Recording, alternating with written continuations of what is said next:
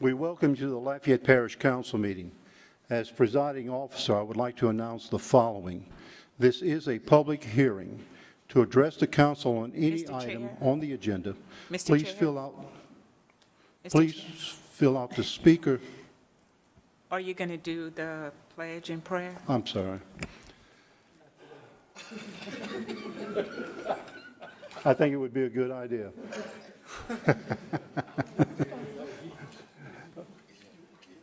You want prayer? Heavenly Father, we thank you for today. We thank you for yet another opportunity to gather as the Parish Council. Tonight I pray that you would give us wisdom and help us make the best decisions possible for the Parish of Lafayette. Pray that you would continue to lead us and guide us in everything that we discuss and say and do tonight, and that we would honor and glorify your name in all that we do. In Jesus' name I pray. Amen. Mr. Rubin, lead us in pledge, please. Pledge allegiance To the flag of the United States of America and to the republic for which it stands, one nation under God, indivisible, with liberty and justice for all. Thank you, gentlemen. We forgive you, man. You know, I'm getting old. We are getting old. you might be old, but you're not old. That's right. All right, let's start again. We welcome you to the Lafayette Parish Council meeting. As presiding officer and chair, I would like to announce the following. This is a public hearing. To address the council on any item on this agenda, please fill out the speaker form to submit your information to the clerk prior to the call of the agenda item, or you will not be given the opportunity to speak. Staff assistance is available if necessary or needed. Items for submission to the council should be handed to Council Clerk Mrs. Veronica Williams, seated to my left. When addressing the council, please state your name and title for the official record. The 3-minute rule will be in effect. Please, no debating or confrontational statements will be allowed. Any interruption of this lawful assembly is prohibited and will not be tolerated. The front row to my left is for media only. Food and drinks are not allowed in the auditorium. Please silence all phones and electronic devices. Meeting procedures are by resolution and not Robert's Rules of Order. All documents with reference to meetings can be found on the LCG website. And finally, the council encourages your involvement in boards or commissions. If interested, please call 291-8800. A couple of chair announcements. Item number 8, JO 024-2021 is being deferred until the July 20th council meeting, per the request of council members with concurrence of the Development and Planning Department to allow council members more time for review. There will be a joint meeting of the Lafayette Parish Council and the Lafayette City Council following this meeting at 5:15 p.m. I would like to wish happy birthday to Mary Slyman, Development and Planning Director, as she will be celebrating her birthday on July 3rd. I have no announcements. Any council announcements? Okay, not seeing any. We move on. Mr. Mayor President, the floor is yours. Let me give it to you. Okay. Thank you, Mr. Chair. Appreciate it. I do have 3 items. The first is a proclamation, and we have our Chief of Minority Affairs, Carlos Harmon. Now, Carlos, it's my understanding we have some guests that would like to accept the proclamation on behalf of the city and the parish. And if you could, maybe call them up and they can announce their name to the council.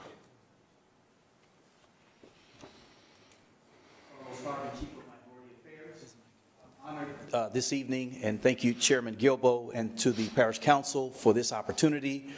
Our Mayor President is proclaiming a very, very special day of significance, not only to the African American community, but to the United States of America. And honored to have with us one of the founders of the very first Juneteenth celebration held in Lafayette in the early 90s, Ms. Susanna Malbrough, if you could come forward.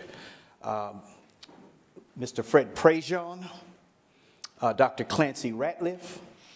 And as this Juneteenth celebration gathered steam, there is an organization, the Southwest Louisiana Juneteenth Committee, which this year will be celebrating its 12th anniversary of the Juneteenth celebration. One of the founders of this new Juneteenth celebration, he partnered with Pastor Abram Freeman. Bishop John Milton is here, and I'd like to call him forward as well, who came out of their pocket and made the sacrifices necessary with the vision to put Juneteenth on the map here in Lafayette, Louisiana. And thank you, Carlos. Thank you, ladies and gentlemen, for being here with us today to celebrate this very monumental recognition, quite frankly, that we've come a long way in our country. We still got a ways to go, but I appreciate your advocacy, and I appreciate what you do for our community. So with that being said, thank you for accepting this proclamation. So whereas on September 22nd, 1862, President Abraham Lincoln issued the preliminary Emancipation Proclamation declaring that as of January 1st, 1863, all enslaved people who were in states that were in rebellion against the Union would be thenceforward and forever free. And then on January 1st, 1863, signed the formal Emancipation Proclamation, whereby changing the legal status under federal law of more than 3.5 million unjustly enslaved African Americans in the Confederate States from slave to free. And whereas on Freedom's Eve, the night before January 1st, 1863, the first watch night services took place when enslaved and free African Americans gathered in churches and private homes all across the country, awaiting news that the Emancipation Proclamation had taken effect. And at the stroke of midnight on January 1st, 1863, prayers were answered as all enslaved people in Confederate states were declared legally free, and Union soldiers, many of whom were black, marched on the plantations and across cities in the South, reading small copies of the Emancipation Proclamation. And whereas legal enforcement of the Emancipation Proclamation was delayed for 2.5 years in Texas until U.S. Major General Gordon Granger arrived in Galveston with 2,000 Union troops and issued General Order No. 3 on June 19th, 1865, informing the people of Texas that in accordance with President Lincoln's executive decree, all enslaved people in the state were free, thus giving freedom to over 250,000 people. And whereas June 19th has special meaning to African Americans and is called Juneteenth, combining the words June and 19th, and has been celebrated in the United States for more than 155 years, beginning on June 19th, 1866, and to date is celebrated in 47 states, including the great state of Louisiana. And whereas in the 1990s, Juneteenth celebrations were organized in Lafayette by a group of local leaders, and in 2003, the Louisiana legislature enacted Louisiana Revised Statute, Title I, Section 58.2, designating the third Saturday in June as Juneteenth Day in Louisiana. And in June 2021, both chambers of the Louisiana legislature unanimously passed House Bill 554, declaring Juneteenth an official state holiday. And on June 10, 2021, Governor John Bel Edwards approved this bill and signed it into law through Act 128, which takes effect August 2021. And whereas the SWLA Juneteenth Committee will host its 12th annual Juneteenth celebration June 18th through 19th with an opening ceremony at the Macomb Vise Community House, followed by 2 days of activities and workshops. Now, therefore, I, Josh Guillory, Mayor President of Lafayette, do hereby proclaim June 19, 2021 as Juneteenth Celebration Day 2021 in the city and parish of Lafayette, Louisiana. And I call upon our citizens to honor the importance that Juneteenth holds in our nation's history and to celebrate the spirit of freedom that this day signifies for African Americans and everyone in our community. In witness whereof, I have hereunto set my hand and caused the seal of the office of Mayor President of Lafayette to be affixed this 15th day of June in the year of our Lord, 2021. Thank you. Thank you.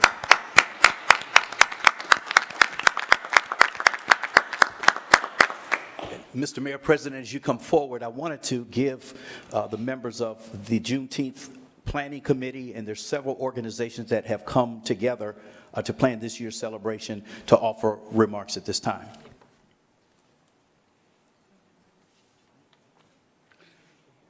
I'd like to thank you, Mr. Mayor President, and thank the council for allowing us to come before you and proudly accept this proclamation.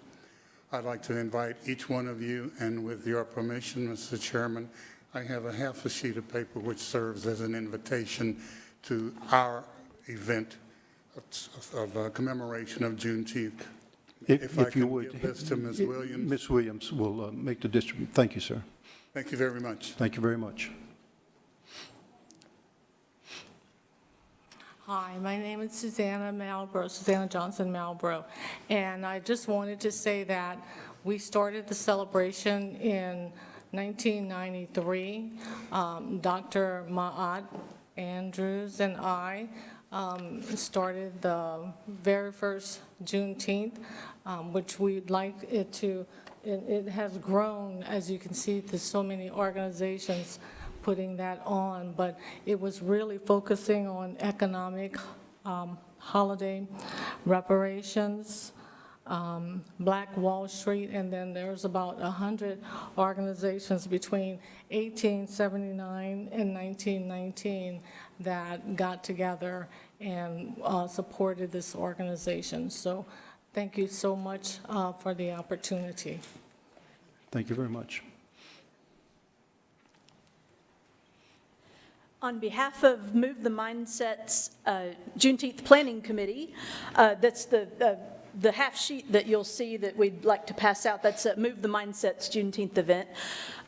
Thank you for the proclamation. And I'll also mention that UL Lafayette is going to be closed on June 18th in observance of Juneteenth. And I don't want to take credit for President Savoy's email that he sent out to everybody at UL, but I'll cite him and say that he called for Juneteenth to be a celebration, but also a reflection and a deep consideration of what needs to happen in terms of racial reconciliation and equity, particularly for white citizens of the United States.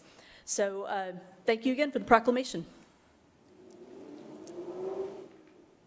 Well, thank you, Mayor, and thank you, Bishop Harvin, for the great work and recognition of the efforts that there are several organizations that are having functions throughout Lafayette, and it's such a blessing to know that the many venues are make it much more feasible for everybody to attend. And we want everybody to know that Juneteenth is an American holiday.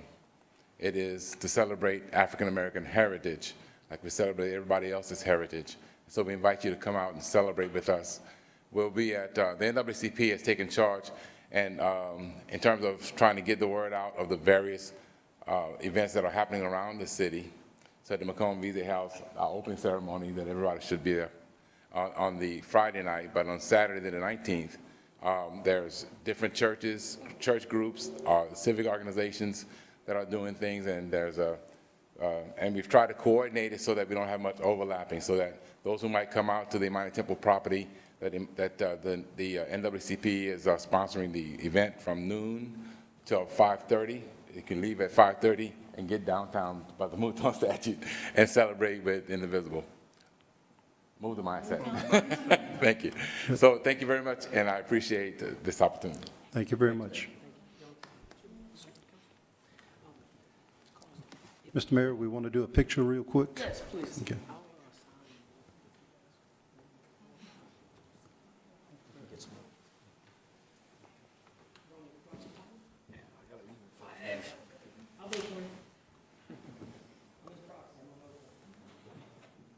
No. Balance it up, balance it up.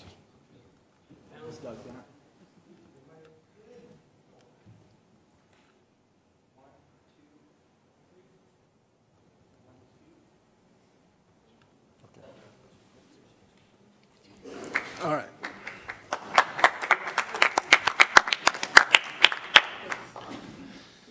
All right, Mr. Mayor, next item. For efficiency, I'm going to call up Pam Granger to give an update.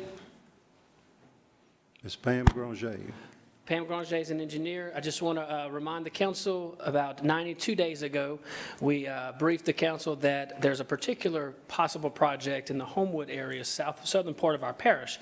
And that entire region right there was, you declared it a necessity. We appreciate that, which allowed us to do further engineering to determine whether or not engineering was, or what the engineer would show that there would be no harm and that there would be significant benefit for us to go forward. Same thing we do with every other project that we analyze, but this one had a lot of attention, so we wanted to make sure that we came and brought back the engineer who blessed us with her hard work and the team, and I now give you Pam Granger.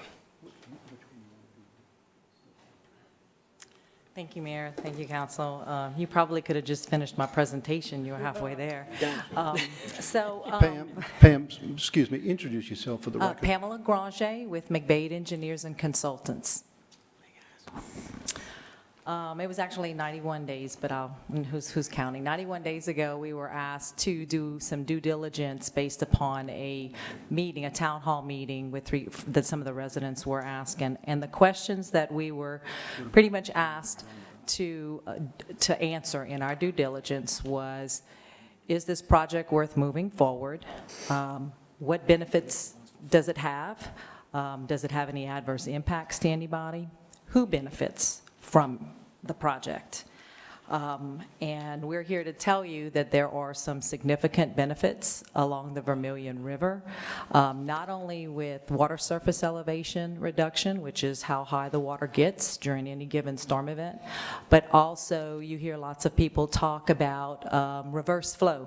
That a lot of people say that the Vermilion River is reverse flowing. Well, we've seen significant decreases with the reverse flow on the Vermilion River, as well as decreases downstream with the flow on different storm events.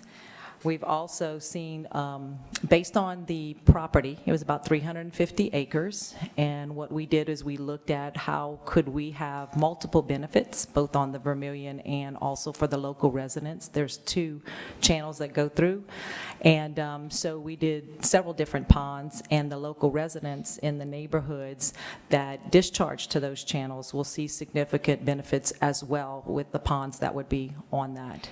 One of the last questions that many of the residents asked was because of the location, why was it there? And it's on the opposite side of the banks of the Vermilion River from Cooley-Ildacon. And they asked if a project along Cooley-Ildacon would have the same benefits. And a project along Cooley-Ildacon of about 100 acres, 90 to 120, somewhere in there, would have significant benefit, but the benefit works better in concert and in combination with the Homewood Area Regional Detention Pond.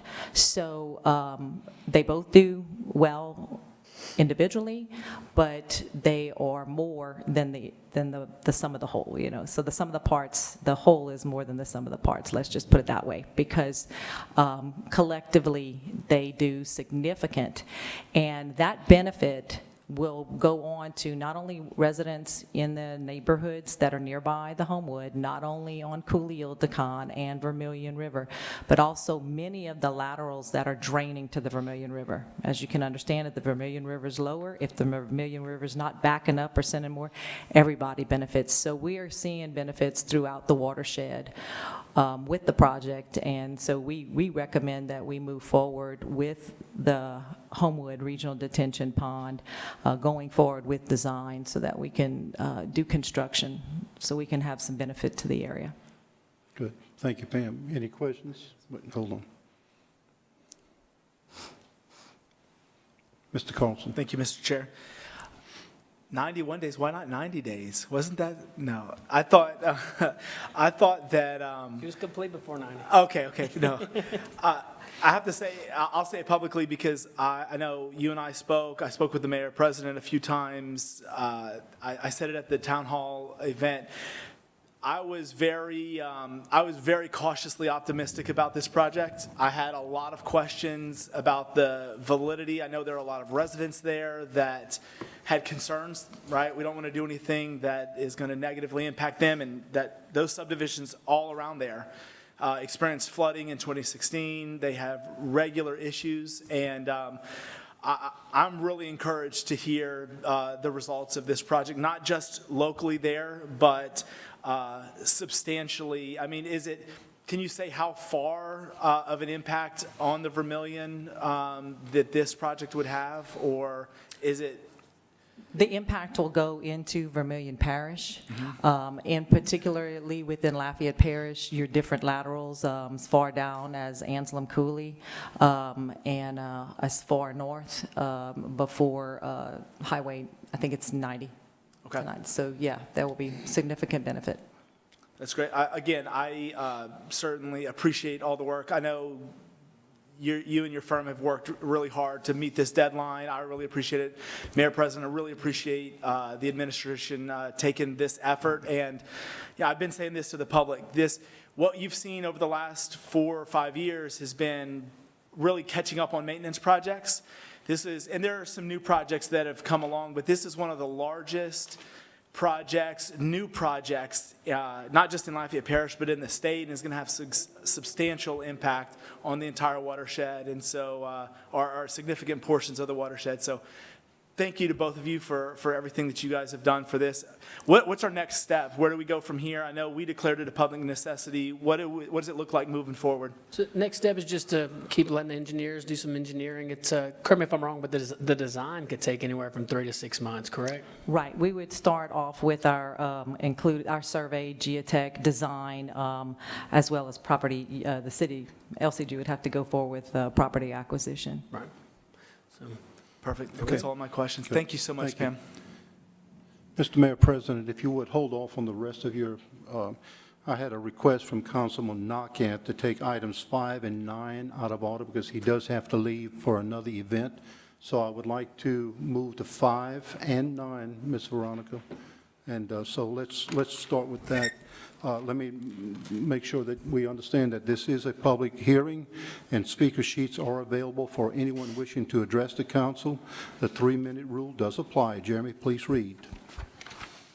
Parish Ordinance 24, 2021, an ordinance of the Lafayette Parish Council amending the fiscal year 2021 capital budget of the Lafayette City Parish Consolidated Government by increasing the use of fund balance in the amount of $600,000 and appropriating within the Public Works Department Capital Improvements Division for the E. Broussard Robley Drive Roundabout and the W. Broussard Douillon Road Roundabout projects. Need motion and second.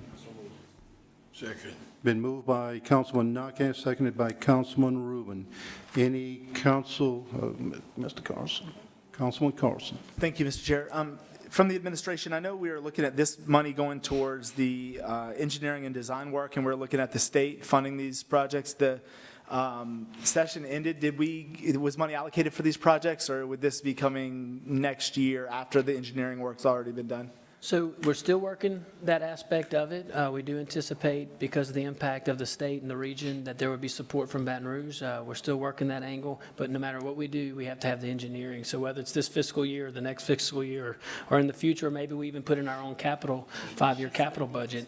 I feel confident these will be funded. I wouldn't put it before you guys if I didn't feel very good about it. All right, absolutely. And we're still pursuing whether we can use some of the federal money that we got. I know we're still working on getting all the particulars from the feds, but we're still looking into that. That is correct. And if you recall, 47 was appropriated to Lafayette Parish, the parish government. There was over $20 million that actually came into the bank account, for lack of better words, this past week, but we're still waiting for guidance from the federal treasury. Okay, thank you. Good. Thank you, sir. Any other comments? Public comments? No, sir. Let's vote. District 1? Yes. District 2? Yes. District 3? Yes. District 4? Yes. District 5? Motion to adopt is approved. Okay, he's also asked that we take item 6. So Jeremy, item 6, would you please read? Parish Ordinance 25, 2021, an ordinance of the Lafayette Parish Council amending the fiscal year 2021 capital budget of the Lafayette City Parish Consolidated Government by increasing the use of fund balance in Fund 273 Storm Management Fund in the amount of $300,000 and appropriating within the Public Works Department Capital Improvements Division for the Musique Road Detention Project. Need a motion second? Second. Been moved by Councilman Nakant, seconded by Councilman Carlson. Any discussion from council? Not hearing any. Any from the public, Ms. Williams? And that's on item number 6? 6. Oh, Yes, ma'am. 6. Okay, I have the wrong one up there. Okay, number 6. No public comments? No, sir. Okay, let's vote. District 2? Yes. District 3? Yes. District 4? Yes. District 5? Yes. District 1? Yes. Motion to adopt is approved. Item number 9, joint ordinance 25. Jeremy, let me stop you there. I think I need to announce that this is a public hearing, and speaker sheets are available for anyone wishing to address the council. The 3-minute rule does apply. Jeremy, read number 9. Joint ordinance 25, 2021, a joint ordinance of the Lafayette City Council and the Lafayette Parish Council repealing and reenacting Chapter 34, Article 2 of the Lafayette City Parish Consolidated Government Code of Ordinances. Need a second? Been moved by Councilman Nakhan, seconded by Councilman Rubin. Any council discussion? Any public comments, Ms. Williams? Yes, sir, we do have one speaker, Lydia Romero. Ms. Romero.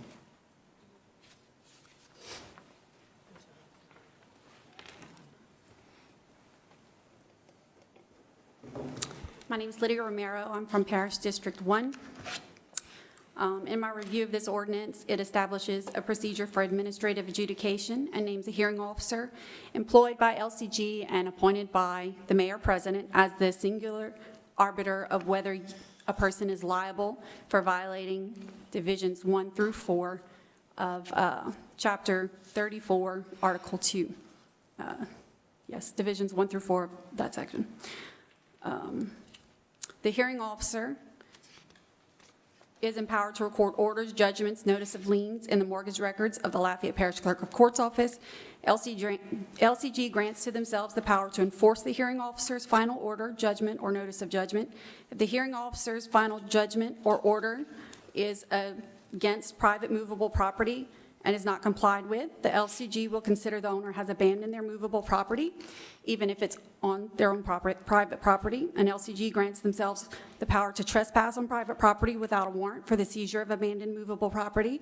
LCG grants to themselves the ability to sell or dispose of private property that they have seized without a warrant.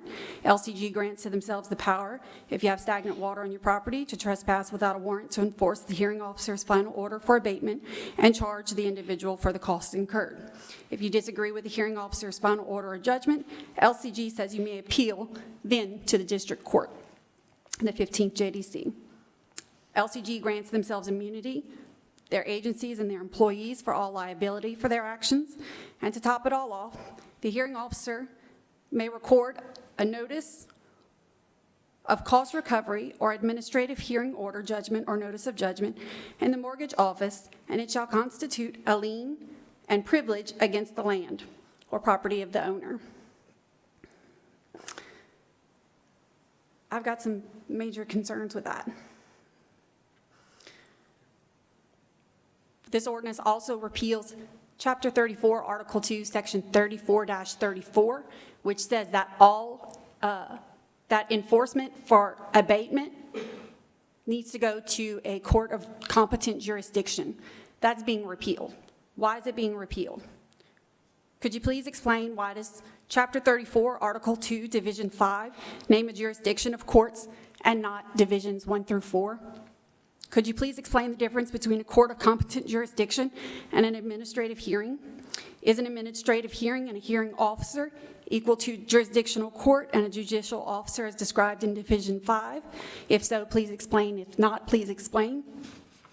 How does an employee of the Lafayette Consolidated Government offer a fair and impartial trial and judgment to an individual accused of a Lafayette Consolidated Government Code of Ordinance violation as required by our Louisiana Constitution? Due process of law is a matter of constitutional requirement your time for is the up. protection and preservation of the rights of the people. Okay. May I have answers to these questions? I will go down the board. Okay. Mr. Mayor President. Hey, thank you, Mr. Romero. I appreciate you, and I definitely appreciate your advocacy on behalf of due process and our Constitution. I've seen you in different forums speak, and you always carry yourself well, and you have you do. You have passion, but also you take the time to research, so we appreciate that. So let me hopefully put your mind at ease a little bit. So in legal, please opine, tell me if I'm wrong on this. So the administrative law judge, before the administrative law judge was here, and this is, administrative law judges are in the federal government, state government, and local governments all over the country. We should have had this a long time ago, in my opinion. But before the administrative law judge, the department head would make the decision, and then the appeal would either go, depending on what the issue, would go to the councils or go to the 15th, in this case, the 15th Judicial District Court, which is a court of competent jurisdiction. Just means the appropriate court to go to. Okay. Well, you'd asked, so I just wanted to say, with the administrative law judge, instead, it just adds that extra layer of due process, meaning the department head unilaterally, like you said, I'll use your language, unilaterally makes that decision. They're empowered to do that, but we have to have day-to-day operations in the executive branch, and that's what happens. So instead of waiting for court dates or waiting to get on a council agenda and going through that process, open to all that, everybody, if we had administrative law judge who we hold to the same standards as regular judges under judicial canons, then we feel like that gives an extra added layer of due process. But let's say you don't agree with the administrative law judge's ruling. You still have that right of appeal, well, depending on what the issue, and in this case, all of the issues would go to the 15th JDC, but it is conceivable that if the procedure that's being challenged would go to the council, then you still have that right. So the administrative law judge is not the end-all, be-all. As far as the other questions, I think it's just probably house cleaning, in my opinion, but if I missed something, you guys let me know.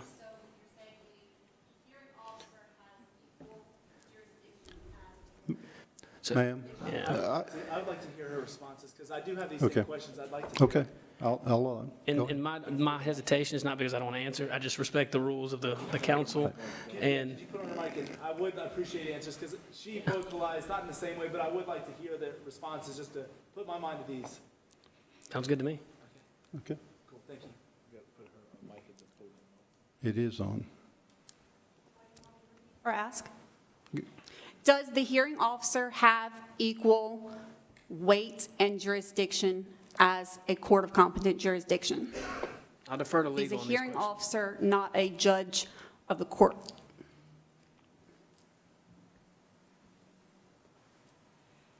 So all of this is authorized and established under state law and grants to municipalities the right by the state legislature passing statutes to have local municipalities establish administrative adjudication bureaus and appoint administrative hearing officers that have specific powers that are spelled out in the ordinance, that are also in the statute, that allows them to process those violations through the municipality's ordinance, that are then appealable to the 15th Judicial District Court.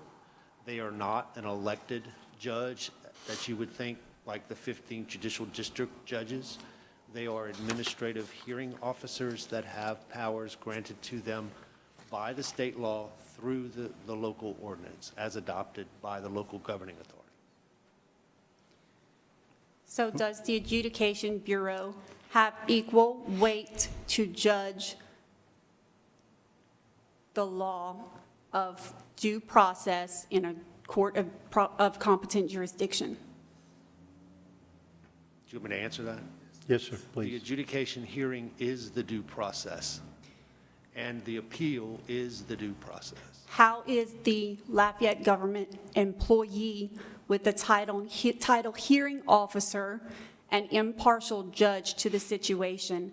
And how is it he can take action in accordance with his own final order and judgment against an individual by levying fees, costs, penalties, or even placing a lien on private property without going to a court of competent jurisdiction first? Paul, before you answer that, just maybe you can help out a little bit. So let's just remember what it was like before the administrative law judge. You had one individual that was not held to judicial canons like judges are, okay? One LCG employee, to your point, that made a unilateral decision.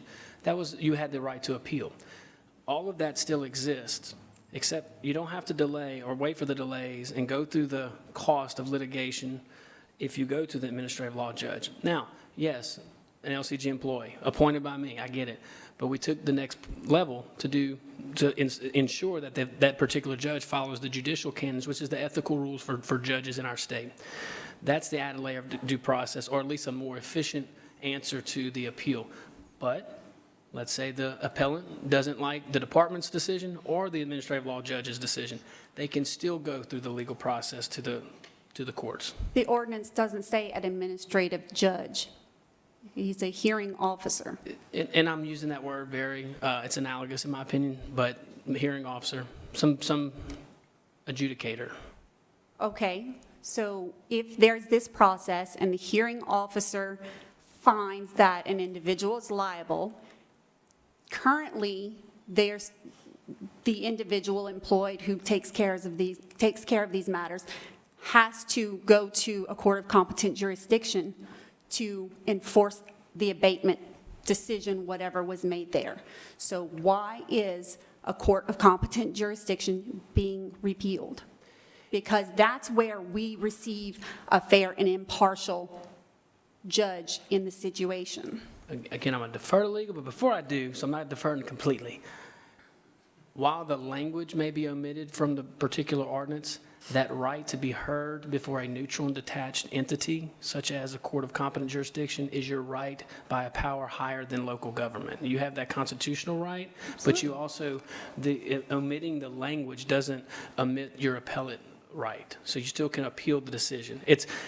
To me, if you keep the language in or it doesn't matter to me. I think it was just house cleaning. But again, I'll defer to legal. I just want to throw that in there. So all of what Ms. Romero is asking is authorized by state law. Under Title 13, the state passed a law that authorized local municipalities, governing authorities, to establish these administrative adjudication procedures. I'll read to you just a few snippets out of the statute that may address some of these issues. Any municipality, and this is in Title 13, any municipality or parish may adopt an ordinance or ordinances establishing an administrative adjudication hearing procedure under the provisions of this chapter. It goes on to say that the ordinance can provide or shall provide for the appointment of one or more hearing officers, who may be a person who shall have been licensed to practice law in Louisiana for 2 years. I believe the person that's been appointed as a hearing officer has in fact been practicing law for more than 2 years. Each municipality or parish shall have the authority to empower that hearing officer with the authority to administer oaths and affirmations, issue orders compelling the attendance of witnesses and defendants and the production of documents, levies fines, fees, penalties, hearing costs, the maximum of which shall not exceed those established by the parish, order violators to correct violations within a stipulated time, take necessary and lawful measures to effect correction of the violation if the violator fails to do so within the time allocated by the hearing officer. That's the abatement process. Record orders, judgments, notice of judgments, or liens in the mortgage office of the parish in which the immovable property or any portion thereof in or on which the violation occurred is situated. Those powers are what are granted to the hearing officer consistent with state law. If anyone has a problem with the powers of the hearing officer under this ordinance, the fix is go to the state legislature and change the state law. You are following state law. Hold on. Let me give it to Councilman Nakam. Yeah, I got to run, and I do apologize, but like he said, we're not doing anything that's illegal. It's all allowed and permissible by state law. If it needs to be changed, then the state legislation needs to change it. I'm an author on this thing because the current process that we have just doesn't get it done. I get the calls that the people next to them have cars, and what they do is they manipulate the system. So in the current ordinance, before this one, as long as they moved the vehicle away and they kept it away for about a week or a couple of days, that gave them a chance to now be off the hook, and they can bring the vehicle right back. So they kept manipulating the process. In the meantime, neighbors are calling me from, the grass is tall, they got junk vehicles, headlights, bumpers. And the current ordinance, nothing gets done. Our judicial system already in this parish is bogged down, chock-a-block. You can't really get through anything. So the thought and the process behind this was to, one, if you have a neighbor and you're calling Mr. Gilbo, your parish councilman, you're going to get aggravated in the current process because he's going to, all they got to do is manipulate the system, move stuff here, move stuff there, and they have no violation. They can't write them. They can't do nothing. They can leave their trash. They can leave flies. It could be horrible, and there's nothing they can do about it. So from a councilman standpoint, it looks like we're doing all of these things, but state law allows us to do that, and we're hoping that it moves the process faster and allows us to help our constituents get something done so that this parish can be clean, so people buy in a subdivision and they have a good neighbor. Right now, we have nice subdivisions, and we have a few instances where they're turning into junk vehicles. They got washing machines, they got dryers, they got rats coming out of everywhere because they're not taking care of their property. This is just a process that is going to give more teeth and give us an opportunity to address those right away versus it might go 6 months, 7 months, 8 months before anything gets done. You know, so that's where the meat and potatoes and the reasoning behind this. And I fully support administration and our attorneys that drew it up, because I can assure you we're not going to do anything that violates state law. But to answer your question, why we taking it out and putting this in is because state law allows us to do that, and it just allows for a better process because there's tons of complaints. Joseph helps me all the time. We have junk vehicles. We got complaints left and right. And as their representative, I say, well, this is the process. Well, the process is broken because nothing is getting done. It just spins and spins and spins and spins. And I know if my neighbor was like that and I was not in government, I'd get frustrated with why is it taking so long to get something done? Why can't something be done? Why can't we do something that forces the hand to where they're going to have to clean up their yard? They're going to have to take care of it. That's just to give you a background, counsel, and that's the gist and the reasoning behind amending that ordinance, and we've been working on it for a long time. You know, and sometimes we need that in the ordinance to let the directors have discretion. Sometimes the director just follows this, and it might be outside the box, and we don't do anything about it because it's not in the ordinance. This kind of gives us a better approach. So our law guarantees. Excuse me, let me get some of the Councilman I'm Carlson. sorry. Thank you, Mr. Chair. I'll come back to you. No, I agree with what Councilman Nakhan said. You mentioned why are we repealing this? So if you read the ordinance, it's repealing and reenacting, so we're putting it back in. And this doesn't take away any of your rights or abilities to appeal this. It actually gives you more, right? If planning and zoning tells me you're in violation of this ordinance and I have a problem and I disagree, my only recourse is to go to the 15th JDC and spend $1,000 in court costs and wait months upon months upon months upon months. This gives me another step in the process to have something done sooner and bring up my question. And if I don't find that I get a satisfactory answer there, I still have the same step that I can still go to the 15th JDC. But again, I think every one of us, in every district, we have people that are basically running junkyards at their house. And the ordinance that are on the books are not either, in most cases, not enforceable, or there's some loophole that makes it where we can't enact it. And then we have an ordinance on the books that is affecting their neighbors, affecting property values, and there's absolutely nothing that can be done about it. This is something that gives us the ability to actually enforce laws that are on the books, not, as you said, to just go onto somebody's property and take their property away without any due process. I agree with the Mayor President. I think this gives us the ability and another step in the due process to work these issues out. So that's all my comments. I think Good. all my Thank you. questions have been answered. Ms. Romero, I'll allow you a couple of minutes to sum it up so we can move on. Our state law is that our enumerated rights shall be preserved inviolate, and we have a right to due process. We have a right to life, liberty, and property, unless that's been, except by due process of law. If and we have a right to a fair trial, fair and impartial. I do not find that an employee of the government that makes the rules, decides on my guilt, and enforces his decision against me is right or fair. That is a grave possibility. And if I cannot comply for one reason or another, the private property can be removed and taken, or the violation could be abated by LCG themselves, and then costs charged to me. And if I'm unable to afford those charges, they can go place a lien on my property. That's wrong. and then charge me through my property taxes. That's wicked and insidious. That's not what our American government is about. It's preservation of the rights of the people first. And this ordinance, with the repeal of Section 3434, takes away the right to fair judgment. And if you operated by enforcing abatements without a court of competent jurisdiction beforehand, maybe you were doing it wrong before, because the rights of the people are guaranteed first. Okay, thank you, Ms. Romero, appreciate it. Any other council comments? Ms. Williams, any other public comments? No, sir. Okay, let's vote. District 3? Yes. District 4? Yes. District 5? Yes. District 1? District 2? Yes. Motion to adopt is approved.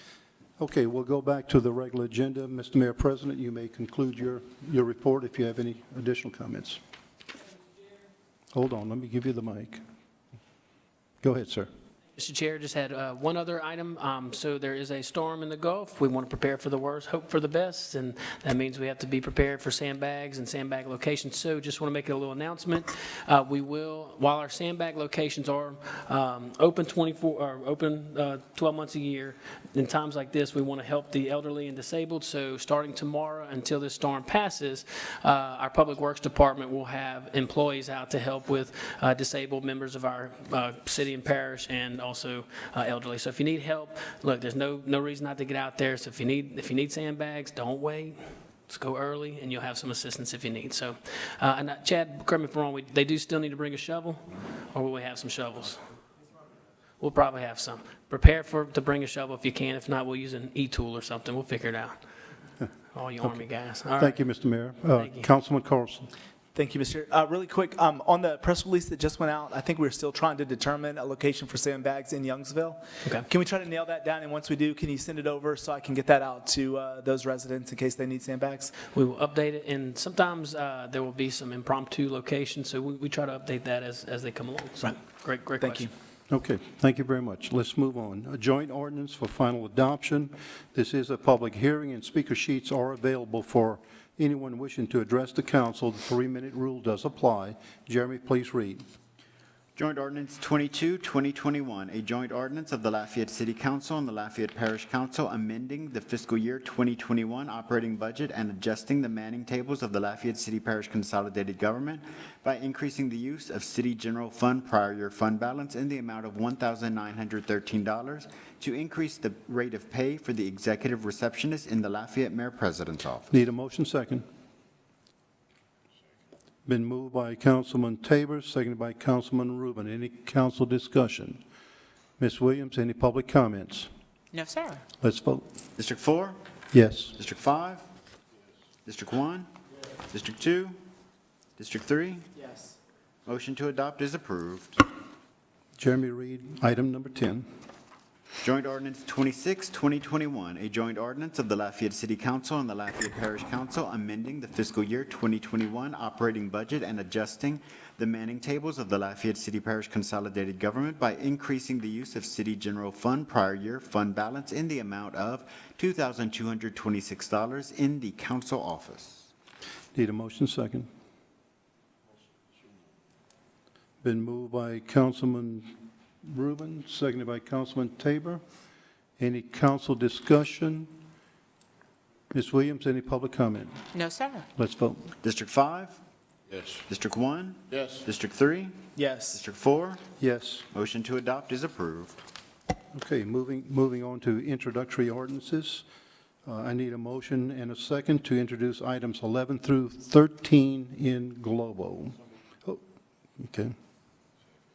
Been moved by Councilman Tabor, seconded by Councilman Rubin. Jeremy, please read.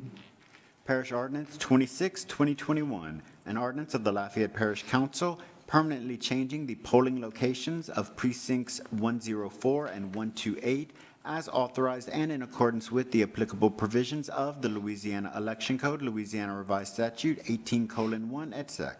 Parish Ordinance 27, 2021, an ordinance of the Lafayette Parish Council amending the fiscal year 2021 operating budget of the Lafayette City Parish Consolidated Government to adjust amounts for administrative and general costs to actual. Parish Ordinance 28, 2021, an ordinance of the Lafayette Parish Council amending the fiscal year 2021 capital budget of the Lafayette City Parish Consolidated Government by transferring $420,000 from the RPL Automation System account to the Building General Plant Main account within the Library Department for the main library roof replacement. Any council discussion? Ms. Williams, public comment. No, sir. Let's vote. District 1? Yes. District 3? Yes. District 4? Yes. District 5? Motion to introduce in globo is approved. Joint introductory ordinances. I need a motion second to introduce items 15 through 20 in globo. Been moved by Councilman Carlson and seconded by Councilman Rubin. Jeremy, please read. Joint Ordinance 27, 2021, a joint ordinance of the Lafayette City Council and the Lafayette Parish Council amending Chapter 74 of the Lafayette City Parish Consolidated Government Code of Ordinances relative to theft of services, revisions to enforcement of same, and establishing penalties for violations. Joint Ordinance 28, 2021, a joint ordinance of the Lafayette City Council and the Lafayette Parish Council amending the fiscal year 2021 operating budget of the Lafayette City Parish Consolidated Government to adjust amounts for risk management uninsured loss reimbursements to actual. Joint Ordinance 29, 2021, a joint ordinance of the Lafayette City Council and the Lafayette Parish Council amending the fiscal year 2021 operating budget of the Lafayette City Parish Consolidated Government to adjust amounts for administrative and general costs to actual. Joint Ordinance 30, 2021, a joint ordinance of the Lafayette City Council and the Lafayette Parish Council amending the fiscal year 2021 capital budget of the Lafayette City Parish Consolidated Government by transferring $650,000 from Bro Road Bridge Replacement to Q Road Extension and Frembustani Extension projects within the Public Works Department Capital Improvements Division for additional funding needed. Joint Ordinance 31, 2021, a joint ordinance of the Lafayette City Council and the Lafayette Parish Council amending the fiscal year 2021 operating budget of the Lafayette City Parish Consolidated Government by authorizing the amendment of Ordinance 72, 2019 to transfer an additional $40,000 in home investment partnership funds within the Community Development Department from Community Housing Development Organization set-aside funds to 7th District Pavilion for the use in the Maison de la Paix Housing Construction Project. Joint Ordinance 32, 2021, a joint ordinance of the Lafayette City Council and the Lafayette Parish Council authorizing the non-warranty donation of various adjudicated properties to Culture Ministries pursuant to Louisiana Revised Statute 47:2205. Any council discussion? Ms. Williams, any public comment? No, sir. Let's vote. District 3? Yes. District 4? Yes. District 5? Yes. District 1? Yes. Motion to introduce in globo is approved. Meeting adjourned.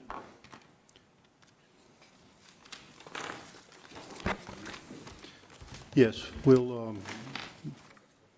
start with the special joint meeting as soon as everybody arrives.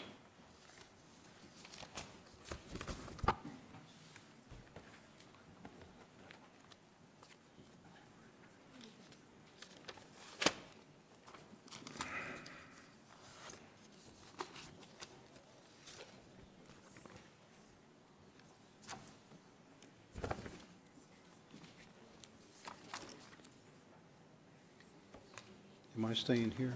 Yes, sir, you are. Yeah, Nobody else is, but you are. okay.